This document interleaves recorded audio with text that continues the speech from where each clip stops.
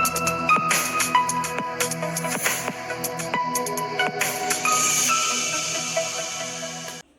Friends, എല്ലാവർക്കും മറ്റൊരു പുതിയ വീഡിയോയിലേക്ക് സ്വാഗതം. It's me Akhil Satheesh and welcome to Akhil Satheesh world.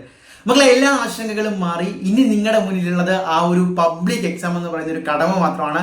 അതിന് മുമ്പേ വരുന്ന ഇത്തരത്തിലുള്ള അപ്ഡേറ്റുകൾ വിദ്യാർത്ഥികൾ അറിഞ്ഞിരിക്കണം, രക്ഷകർത്താക്കൾ അറിഞ്ഞിരിക്കണം. നിങ്ങളുടെ ടെൻഷനും ആശങ്കകളും ഒക്കെ വളരെയധികം മാറ്റുന്ന, വളരെയധികം നമുക്ക് ആശ്വസിക്കാൻ കഴിയുന്ന അപ്ഡേറ്റുകൾ തന്നെയാണ്. അതിലൊന്നാമത്തേത് ഇപ്പോൾ ഒഫീഷ്യലായിട്ട് നമ്മുടെ വിദ്യാഭ്യാസ മന്ത്രി തന്നെ സ്ഥിരീകരിച്ചിരിക്കുകയാണ്. അതായത് വിദ്യാർത്ഥികളെ ആശങ്കപ്പെടുത്തേണ്ട യാതൊരുവിധ കാര്യവുമില്ല.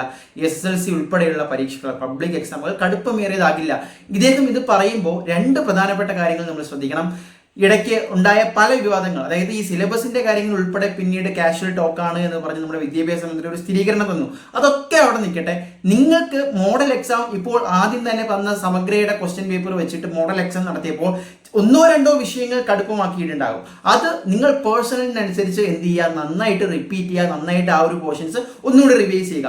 അല്ലാതെ ഈസി ആയിട്ട് വന്ന മോഡൽ എക്സാമുകളെല്ലാം ഫൈനൽ അവസാനവട്ട റിവിഷൻ എന്ന പോലെ ഈ സ്റ്റഡി ലീവ് യൂട്ടിലൈസ് ചെയ്യുക എന്നുള്ളതാണ്. അപ്പോൾ വിദ്യാഭ്യാസ മന്ത്രി ഇപ്പോൾ പറഞ്ഞിരിക്കുന്ന ഈ ഒരു പ്രധാനപ്പെട്ട കാര്യത്തിൽ നിന്ന് നമുക്ക് ഡീകോഡ് ചെയ്തെടുക്കാൻ പറ്റുന്നത്, മലയാള മനോരമ അടക്കം റിപ്പോർട്ട് ചെയ്ത 20% ക്വസ്റ്റ്യൻസ് കടുപ്പമാക്കും എന്ന തീരുമാനങ്ങളൊക്കെ സത്യം പറഞ്ഞാൽ അങ്ങനെ ഉണ്ടാവില്ല. വിദ്യാർത്ഥികൾക്ക് ഇത്ര ശതമാനം കഴിഞ്ഞ വർഷത്തേക്കാൾ കടുപ്പം ഉണ്ടാകുമെന്നോ അങ്ങനെയൊന്നും അല്ല. സ്വാഭാവികമായിട്ടും പലരും ഉന്നയിച്ചു, എന്താണ്, കഴിഞ്ഞ വർഷത്തിൽ നിന്ന് ക്വസ്റ്റ്യൻ പേപ്പറും ഈ സിലബസും മാറിയപ്പോൾ ചെറുതായിട്ടുള്ള പ്രശ്നങ്ങളുണ്ട്. പക്ഷെ മോഡൽ എക്സാം കഴിയുമ്പോൾ പല വിദ്യാർത്ഥികൾക്കും ആ കോൺഫിഡൻസ് കൂടിയിട്ടുണ്ട്. അപ്പോൾ ഇതേ രീതിയിൽ, ഇതേ പാറ്റേണിൽ തന്നെയാണ് ഇനി നിങ്ങൾക്ക് March 5 മുതൽ തുടങ്ങാൻ പോകുന്ന പബ്ലിക് എക്സാമിന്റെ എന്ത് വരാൻ പോകുന്നത്, ക്വസ്റ്റ്യൻസ് വരാൻ പോകുന്നത്. അപ്പോൾ നിങ്ങൾക്ക് ഒരു ക്ലിയർ കട്ട് ഐഡിയ കിട്ടിക്കാണും ഏതൊക്കെ പോർഷൻസിൽ നിന്ന് വരാൻ സാധ്യതയുണ്ട്, എങ്ങനെ പഠിച്ചാൽ സ്കോർ കിട്ടും, സമയം തികയുമോ എന്നൊക്കെ നിങ്ങൾക്ക് കിട്ടും.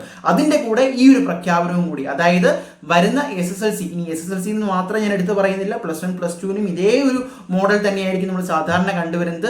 അതുപോലെ സയൻസുകാരാണെങ്കിൽ പ്രത്യേക ചില കെമിസ്ട്രി, ഫിസിക്സിനൊക്കെ തീർച്ചയായിട്ടും ഇമ്പോർട്ടൻസ് കൂടുതൽ കൊടുത്ത് പഠിക്കുക. ഒരു ട്രിക്കി ക്വസ്റ്റ്യൻസ്, ഒരു 20% ട്രിക്കി ക്വസ്റ്റ്യൻസ് അല്ലെങ്കിൽ എബോ ആവറേജ് ക്വസ്റ്റ്യൻസ് സാധാരണ എല്ലാ വർഷവും വരാറുണ്ട്. സോ അതിനെ കൂടി ടാക്കിൾ ചെയ്യാനുള്ള സ്ട്രാറ്റജി ബിൽഡ് ചെയ്യുക എന്നുള്ളത് മാത്രമാണ്.